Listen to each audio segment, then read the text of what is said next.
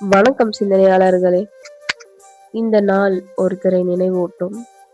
உங்க வாழ்க்கையில பெயர் இல்லாம, உறவு இல்லாம, ஆனா மனசுக்குள்ள மட்டும் வாழ்ந்த ஒருத்தர் இருக்காரா? அந்த நினைவுதான் வேலண்டைன்ஸ் டே வந்ததும் மனசுக்குள்ள மெல்ல காயப்படுத்தும்.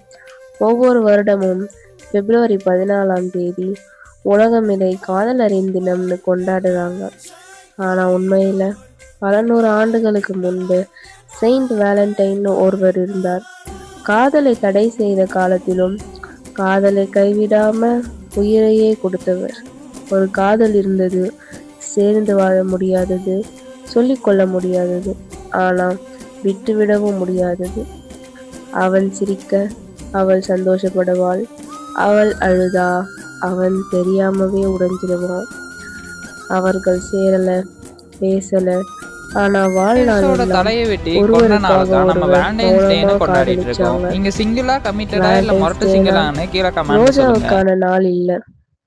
உங்க மனசுக்குள்ள இன்னும் உயிரோட இருக்கிற அந்த ஒருத்தருக்கான நாள். ஹாப்பி வேலண்டைன்ஸ் டே. உங்க மனசுல யார் இருக்கா?